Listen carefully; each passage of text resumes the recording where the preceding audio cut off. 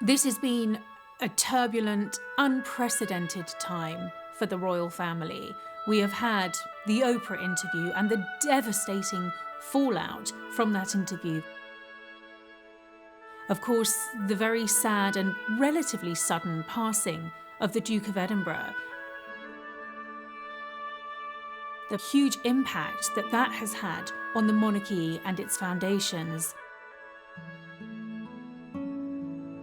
The pandemic and how that forced the royal family to change the very way it worked.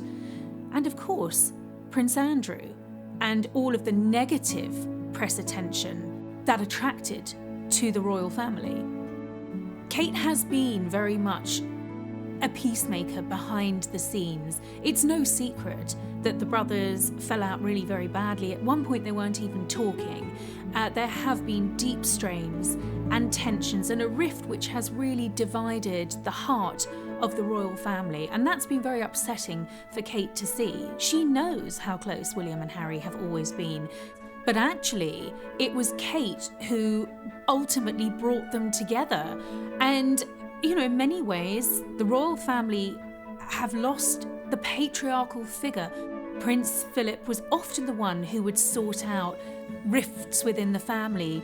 And here was Kate stepping into that role. And I don't think anyone could have watched that funeral and not thought of the brothers walking behind Diana's coffin. William didn't want to walk. And Philip said to him, "If I walk, will you walk?" And I think we've almost seen Kate say to William, "If I talk, will you talk?" And she instigated what seemed like a very natural coming together of the boys. And they did talk. The world wanted to see them shoulder by shoulder. And they were. And I think she would never admit it because she's actually quite like the late Duke of Edinburgh, very modest. But she played an important role in that. Kate didn't escape scrutiny in that interview. Meghan wanted to settle scores. Her reaction to that story, I think, speaks volumes about her. She could have issued a statement.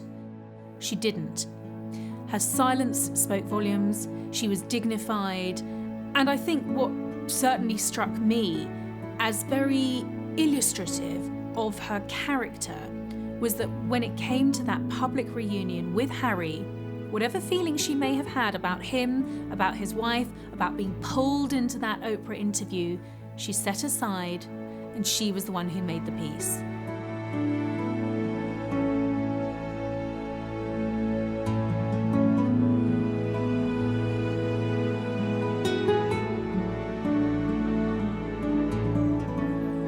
Kate now has 10 years of royal service under her belt, and I think certainly the past year has proved that really she can deal with anything and everything that life throws at her. Kate's had a natural evolution of her role in the last few years, and we're seeing her more at the forefront of the royal family. Her children, of course, are out of the baby stage, just about, so she has more time, but also she's developed so much in terms of her role. Her experience has grown, her confidence has grown. She has put in the work over the years, the nearly a decade of being a member of the royal family, and she really knows what she's talking about now. She absolutely dotes on her children. She loves being a mother, and it's no coincidence that her cause, her plight, her mission for the rest of her life is to invest in the mental health and well-being of the next generation. People often ask why I care so passionately about the early years. Many mistakenly believe that my interest stems from having children of my own. And while, of course, I care hugely about their start in life, this ultimately sells the issue short. Parenthood isn't a prerequisite for understanding the importance of the early years. If we only expect people to take an interest in the early years when they have children, we are not only too late for them, we are underestimating the huge role others can play in shaping our most formative years too. There's something special happens with Kate when she's around children. Her eyes light up, she lights up, she becomes radiant and open, and I think she knows that that's her calling. No, You've been here before? Yeah. I've been here before in the playground.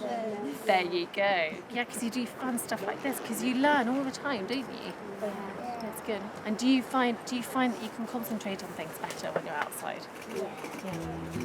Hugely impressive on many levels, but slightly reticent too. And possibly that's because her focus has been on motherhood, and that's understandable. But she seems to have sort of grown enormously this year. Her popularity has soared, her maturity seems to have spread out in intriguing new areas, and I think she's showing a bit more of herself too. I mean, one of the criticisms I think one has had of Kate in the past has been that she's sort of been reluctant to reveal too much about herself, and I think the more we learn about herself, the more interested we, the public, are in what they find. Kate understands the importance of her future role as Queen Consort. She knows that, she's being incredibly closely watched at all times, scrutinised. I think they have a very good sense of what is needed in a modern monarchy. And I think they recognise what monarchy can do and what monarchy should do. William has always been a great admirer of his grandmother, and I think he has modelled himself on his grandmother, more so than on his parents. And I think he takes a lot of advice from his grandmother, and Kate knew what was coming when she married into the family. William and Kate in particular, I think, recognise that they have to remain relevant. The monarchy has to remain relevant to the next generation.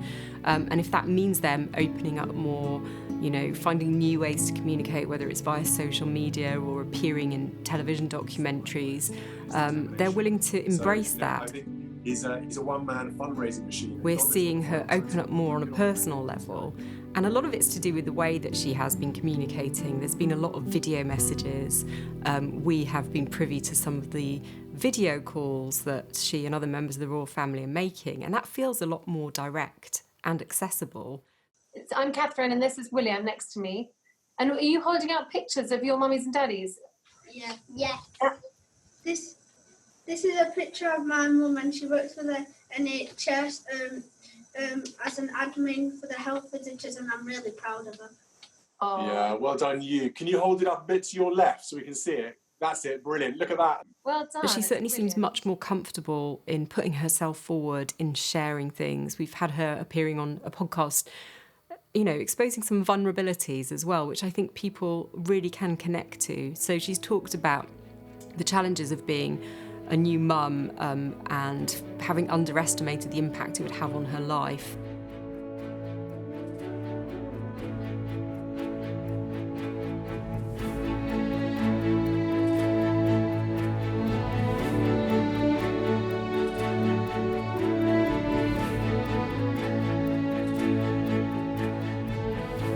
This is a couple who want to be respected and who want to work hard, who want to be able to connect with the public, who want to be relevant. I mean, they realise, I think, better than anyone else, that the future, the success of the monarchy is very much in their hands.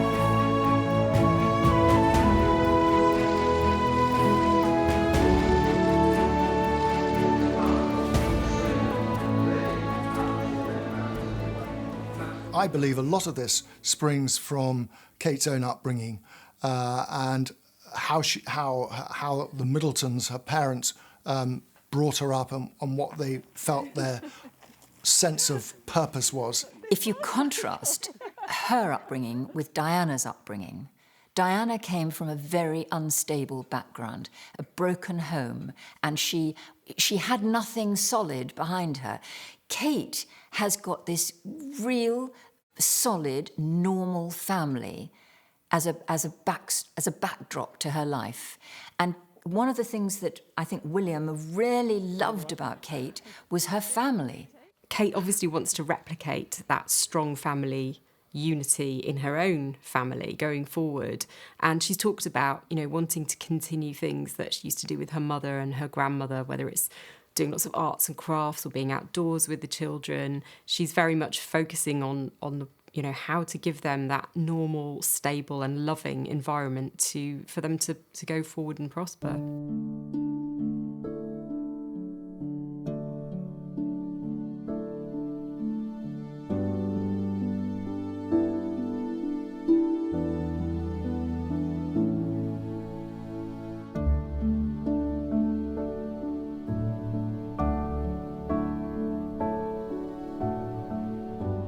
It's absolutely the case that Kate's upbringing has shaped the woman that she is. It's shaped the mother that she is. And, I remember being told by a courtier that whatever she's doing work-wise, the most important thing is her husband and her children.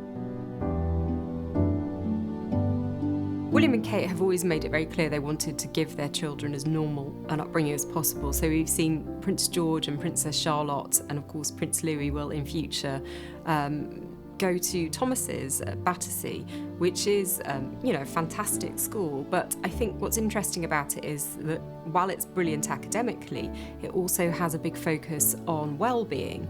I would think it's no coincidence that they've sent their children to a school where the motto is "Be kind." My own commitment is to the youngest and most vulnerable in their early years, babies, toddlers and school children, and to support all those who care for them. They've done a great deal to keep the younger generation tuned in to what they're doing. If you look at mental health, if you look at young people's welfare in particular, they've both been very closely involved with that, particularly from the mental health point of view. And I think that is going to be on the consciousness of young people. And I think with William's Earthshot Prize, that will really capture the attention of a younger generation. So the Earthshot Prize itself is really a way of elevating people's voices and solutions that may be out there that we've never heard of or haven't had the chance to scale up. So it's really the most prestigious global environmental prize you can imagine. And it is truly global. We've got a prize council that spans the entire globe. And we've got scientific experts and panels and people who are going to filter through a number of these solutions to try and really tackle some of Earth's greatest environmental challenges. We know that young people are very motivated by green issues and genuinely are concerned for the future of the planet. And I think by him enlisting some high-profile figures and bringing it to the world stage, they are able to engage with that younger generation. I think that will continue. Possible solutions to fixing and tackling some of the world's greatest environmental challenges. The only power that members of the royal family have are this convening power. Because of who they are, they can get people together. And William has demonstrated that he's learned about that with this programme he announced recently, the Earthshot programme. He's put together some very impressive people.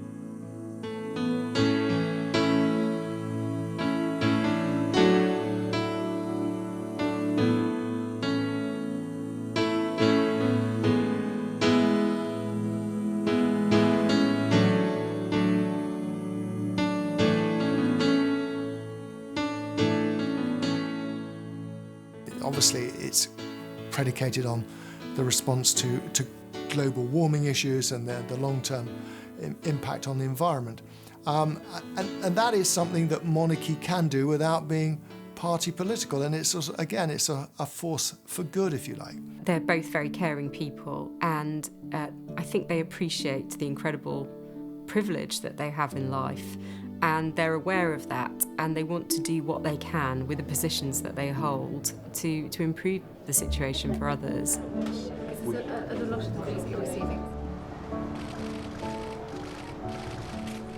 Kate in particular, I'm thinking about her work on mental health and early years has very much stemmed from the problems she's seen adults encountering, whether it be depression or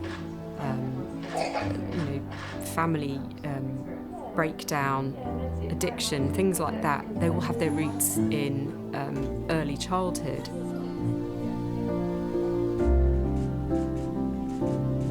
And by focusing on that, it's her way of trying to contribute to a real societal change over a long period of time. This isn't just about turning up, unveiling a plaque, cutting a ribbon and then going home. They really are connected to the issues that they're focusing on.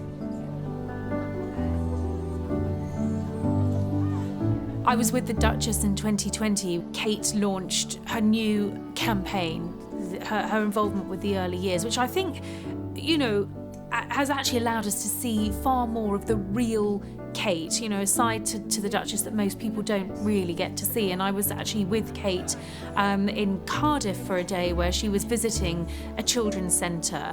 And she really does have a natural affinity with young children, a bit like Prince Harry. Whenever you were in a room with Harry and children, he would just light up the room, and Kate's the same. She just knows exactly how to be around little people. She forgets about the cameras, she's not at all self-conscious, she gets down on her knees, she engages on an eye-to-eye level, and she's really, really impressive. And I think it really struck me working with her, following her that day, that this isn't just a stopgap until the next project comes along. This is her campaign for the rest of her life. It's taken time for her to find her feet, but now she's really found this direction for not just now as the Duchess of Cambridge, but I think for her future as the Princess of Wales and later as Queen Consort.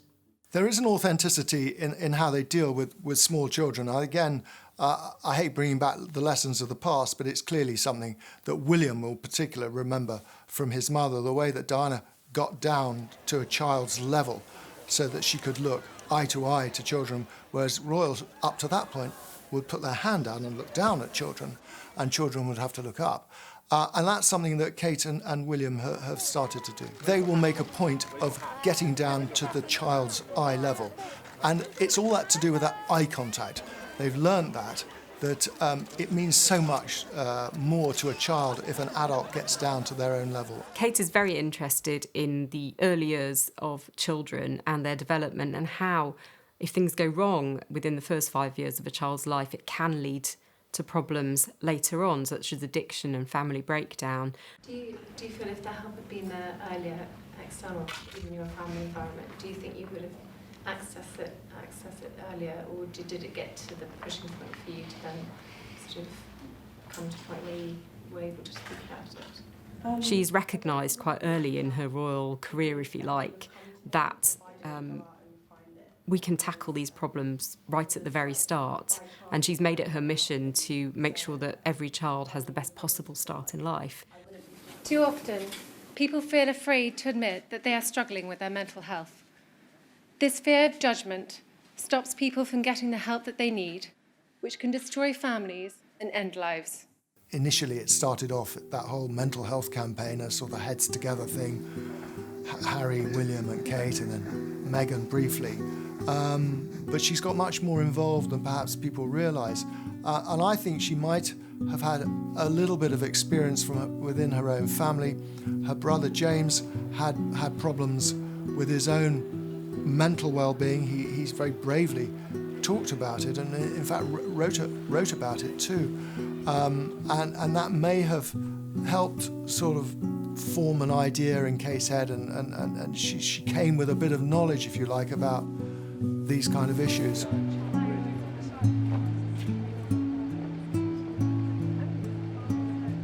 Kate is a patron of the Anna Freud Centre for Children and Families, and that's where she has really learned a great deal about the importance of parents' mental health in very early childhood. And, she's really learned that parents need to be supported as much as the children to provide this nurturing environment in which children can grow up and hopefully be resilient to what life might throw at them later on. We are all here today because we care so much about transforming the mental health of children, young people and their families. I have learned so much about early childhood development and the importance of support for parents through your work here at the Anna Torrey Centre. This is something I really do care about. In the same way that the Duke of Cambridge has taken on difficult, sensitive issues such as male suicide, we see the Duchess take on issues that we perhaps don't traditionally associate with the royal family. So, for example, she is patron of the Anna Freud Centre. She has made a real commitment to mental health, to addiction, to helping young children and families deal with problems before they manifest themselves and become something more serious in that child's adolescent years. So she's very much invested in the issues that affect society. She's not hands-off. She's engaged, she's involved. I think she's obviously very interested in children, having been a mother herself now for 7 years.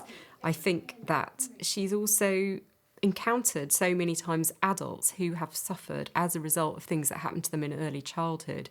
And she recognised quite early on that if you can treat these problems before they become problems, before they develop, and have early intervention, you can prevent so many social problems later down the line.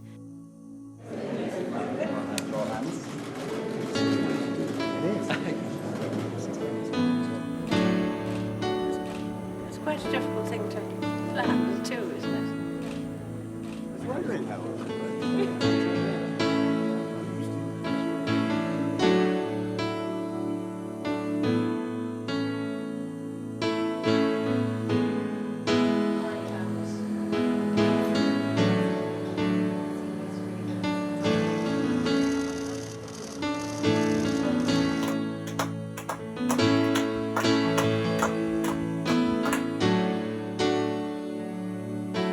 The monarchy, in the form of William and Kate, and the Prince of Wales, and the Queen herself, have, I think, really, not so much upped their game, but they have filled a vacuum.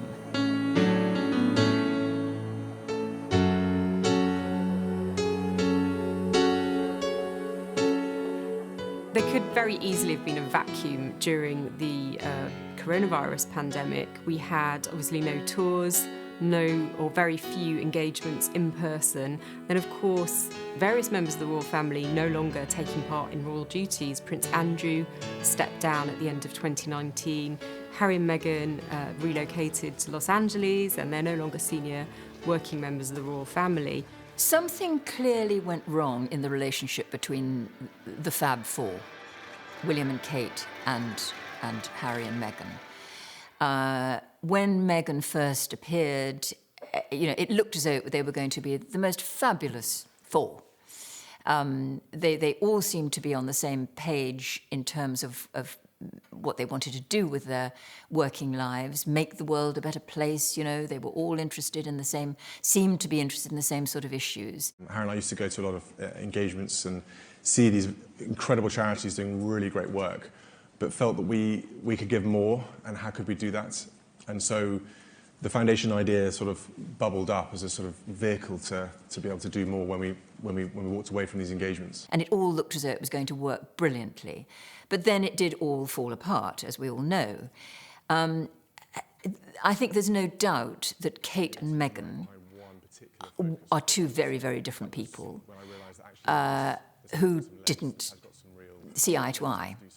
But that wasn't enough to cause this kind of rift. I think that William almost certainly did fall out with Harry. Not intentionally. I think that William asked Harry, when he first knew that Harry was galloping into a serious commitment with Meghan, he just suggested that he might put on the brakes a bit. Was he absolutely certain? Which was a very reasonable thing for him to ask, because they were the product, the pair of them, their childhood had been wrecked by having parents who rushed into marriage far too early. So it was a reasonable question from a caring and loving older brother.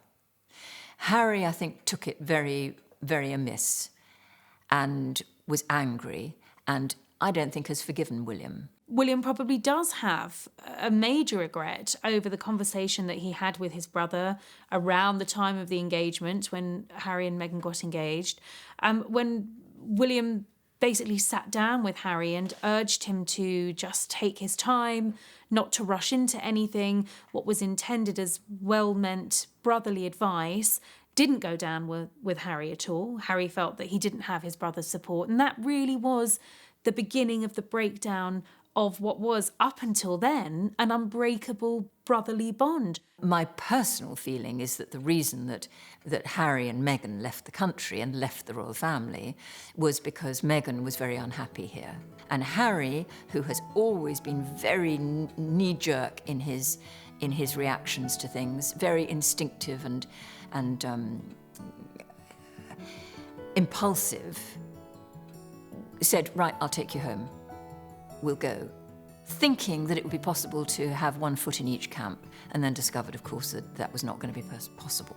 The Duchess of Cambridge is a very warm, engaging and kind person. You see her compassion and her empathy through her charity work. You see that sparkle in her eyes as a mother. I was told over Christmas 2017 that Meghan and Harry felt that the Cambridges hadn't rolled out the red carpet sufficiently for them. But, you know, if you speak to friends of the Cambridges, they say that they welcomed Meghan and Harry into Anmer Hall, their Norfolk home.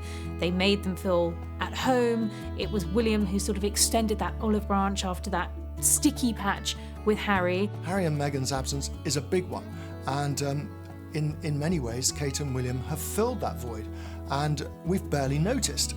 And we've had these little homilies sent down the ether from Los Angeles or California, from the Sussexes, where they tell us how we should be living our lives while sitting in their multi-millionaire mansion. Whereas William and Kate don't give us lectures on how we should be living our lives. They get out and meet people. They're interested in how people are leading their lives. The more we hear the Sussexes complaining, the more we hear of high court cases and privacy battles, I think the more admiration people have, in fact, for William and Kate for simply getting on with the job and doing it with a smile on their faces, which they always do. I think the business of Harry and Meghan leaving concentrated the minds of those that remained. And by that, I mean the Queen and Prince Charles and William. I think the three of them, in some ways, have probably become rather closer and have probably talked more and thought more about what the monarchy going forward should look like. I think everyone has huge admiration for the way that the Queen has handled this crisis. She delivered arguably two of the best speeches of her reign, her VE Day message, and of course the address to the nation as we went into lockdown, which was "We will meet again." She managed to make people feel unified at a time when everything else seemed to be spiralling out of control, and I'm sure other members of the family will want to emulate that. We owe an immense debt of gratitude to the doctors, the nurses, the technicians, the staff currently working in the health service and those coming out of retirement, and the voluntary workers who will be working within it. And I can only offer my special thoughts and prayers to all those who will receive care within it. And let us hope, ladies and gentlemen, that it will not be too long before this terrible disease has left our land. The scale and the speed of what's going on in hospitals. Bear in mind also the isolation. A lot of these patients are sadly dying with no family members around them. And I think for the NHS frontline workers, that is very difficult, because they are there right next to the bedside, looking after and caring for each and every patient who's in a critical condition. What we're seeing now is the NHS and the frontline workers doing the most extraordinary job, and that's really come to the forefront in the last a few weeks. And I think it's going to dramatically change how we all value and see our frontline workers. And I think that is one of the main positives, really, I suppose, that you could take from this. They do an extraordinary job. It goes unrecognised daily, and now I think all of us as a nation can really see how hard they work and how vital their work is. We've seen them take on more substantial projects. So the Earthshot Prize, which is going to be William's, chief project for the next 10 years. And it's something you can compare to the Prince's Trust or even the Duke of Edinburgh Awards in terms of the impact that it can potentially have. And Kate, at the same time, has done her Hold Still competition for the National Portrait Gallery, her 5 big questions for early years childhood development. It feels like they are taking on meatier projects and getting results as well, tangible results. Have you got a favourite? I have Her photography has become much more than just a fun pastime. It's actually become really quite an important part of her life now. And she is using that passion for photography, those connections through her patronages, for example, with the National Portrait Gallery, to stage very important exhibitions such as Hold Still. So obviously we launched Hold Still back in the spring, which was a project spearheaded by the Duchess of Cambridge, who's the patron of the National Portrait Gallery. And we did an open call to the public to submit images of their experience during lockdown. There have been so many amazing entries to Hold Still over the last few weeks, from families up and down the country showing how they're adapting to life during lockdown, through to some of the most amazing NHS and social care staff who are putting their lives on the line to save the lives of others.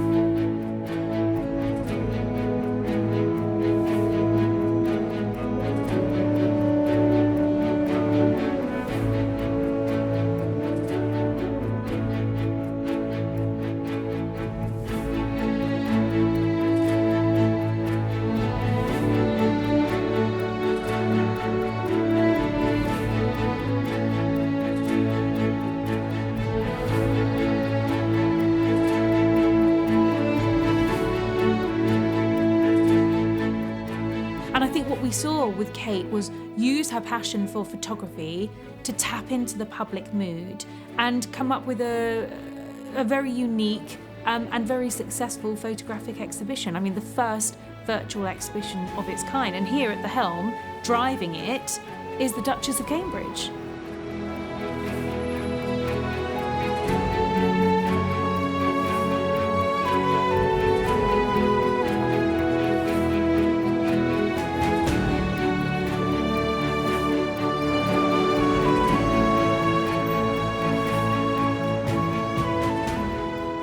Kate's fascinated by people, and she has this art history background, which has obviously given her a great eye for photography and for representation. I think the project that I found particularly moving was the portrait she took of Holocaust survivors with their grandchildren.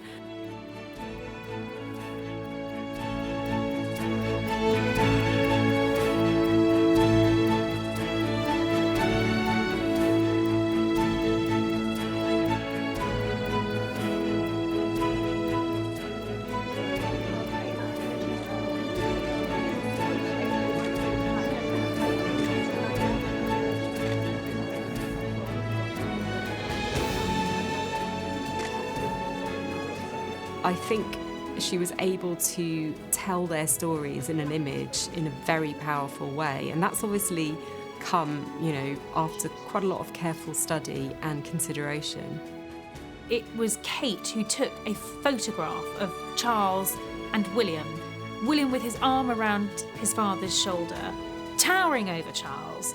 And, it was one of those rare royal photographs that so captured not just a moment, but a relationship. You could see the closeness between father and son. Well, ladies and gentlemen, I must say I'm so thrilled to have this opportunity to be with you all today, and I feel, but now at last, as you can see, the hereditary principle is now coming into effect, and I'm delighted that my eldest son is taking over from me. It's a great honour to be here with my father, to accept the presidency of the British Tobacco Club, continuing that from my grandfather as well. Clearly he admires his father, He admires what he's done on environmental issues and other issues. But the difference, I think, is that William, whereas Charles sort of has a view on everything, William is not going to do that. William is going to concentrate on those core issues which mean something to him or on which he's confident about.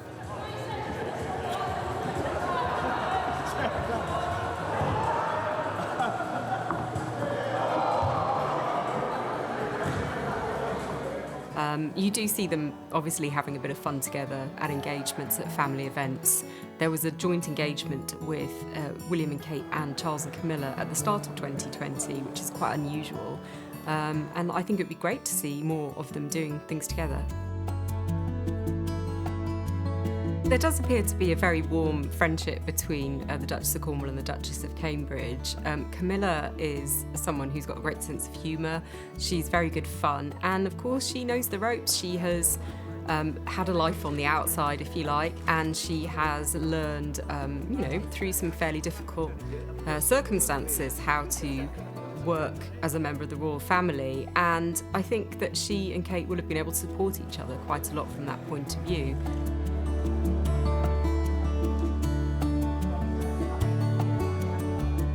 She's really eased into the role and she looks really comfortable doing what she's doing. She's got her own style. I find her hugely admirable because she very often appears, and during the lockdown period, appeared a lot alongside William. She doesn't take over from William at all. They are like equal partners. She is not outshining him. She's not making any bid to be in competition with him. She's good on her own, and they are very good together. And of course, it is reminiscent of another era. I mean, it's, you could turn the clock back 30 years to the early days of Charles and Diana and the way they engaged so purposefully around the world. And it's an echo of all that. One of the key things I think that makes it work for them is this shared sense of humour. So it's quite self-deprecating.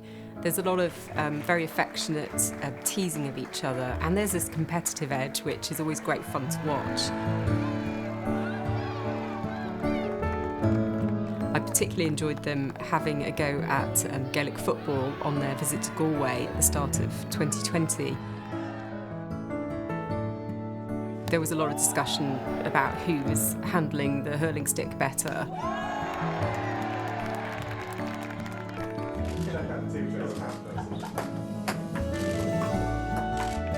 I mean, they're both incredibly competitive. They were both very good, sporty young people in school and university.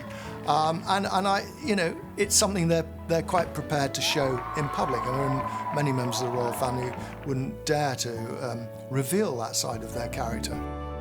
Catherine's going to pick up the first ball. Okay, so the first number is 5 and 8.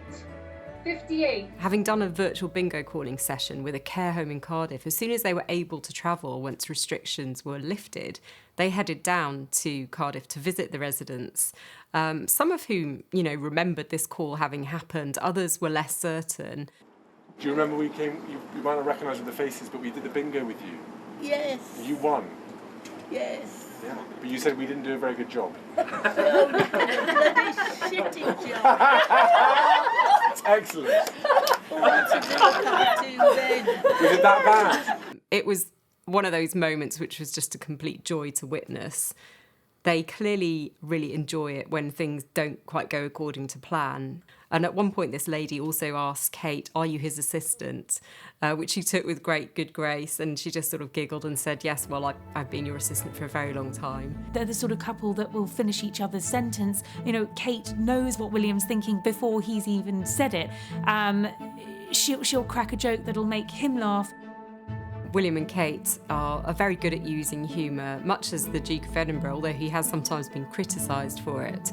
And it's all about breaking the ice and making people feel comfortable. And I think it's important to remember that perhaps they don't always get the tone right, but what they are doing is saying to people, "I'm laughing at myself, I'm laughing at this situation, it's okay, you can relax." And I think that is really appreciated by some of the people that they encounter. I believe that the Queen feels very optimistic about the future of the monarchy because she has a son who has had years and years and years of training. The Prince of Wales, when he does become king, I'm sure will be a very good, very effective king. But the real future, of course, of the monarchy lies in William and Catherine. And, you know, the Queen has had many years, a lot of opportunity to counsel, to guide, and to prepare William for this role, with Kate by his side.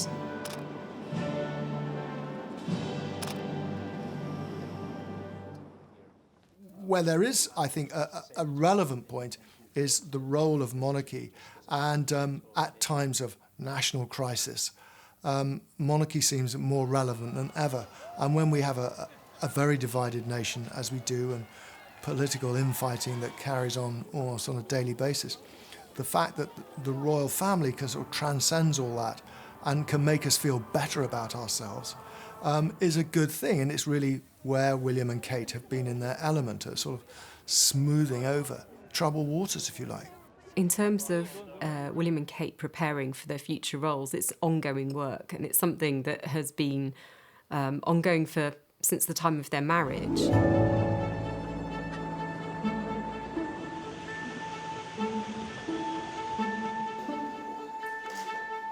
They are stepping up, though, into more serious positions. We're seeing them take on bigger diplomatic roles. They had, high-level tours to Pakistan.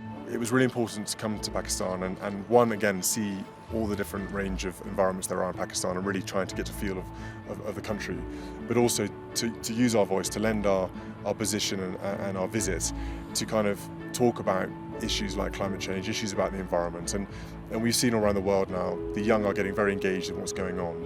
And I think it's fantastic that we can all come together and really have a very good conversation about what we need to do, and that action needs to happen very soon because a lot of people rely on this, and if we take too long about this, we will lose many of the precious things we care about.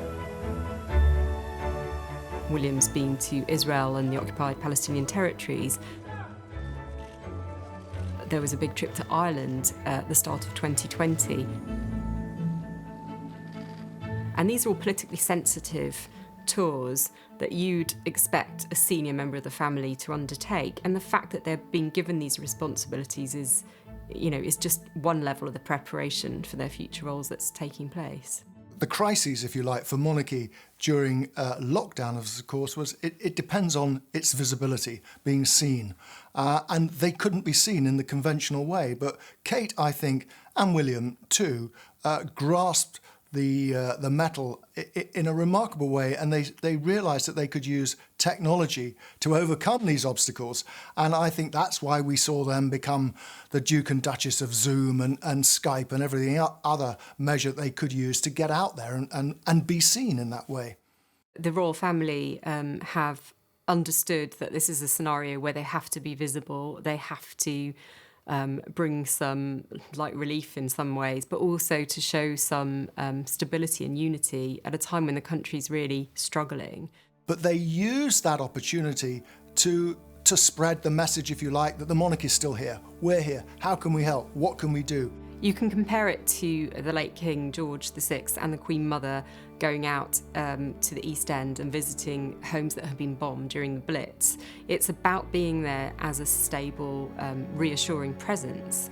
And I think William and Kate have done incredibly well. They have spoken to doctors, midwives, teachers. They've, done the round of key workers, trying to boost morale, but also to say thank you on behalf of a nation that is very grateful. One of the things that will be remembered about lockdown will be the sight of William, Kate and their 3 children standing outside their front door, clapping for carers on those Thursday nights when the whole nation came together. That was a scene that was replicated across the nation, and it was very much a moment of them saying, look, we are going through this too. They were living the same experience. Kate talked about missing her family. She wasn't able to visit them for many months, and that's something that a lot of us can relate to. William, Kate, Charles, Camilla, the Queen, what they are all exhibiting is real leadership, a sort of moral leadership. They are all people who do actually have a great strength of character.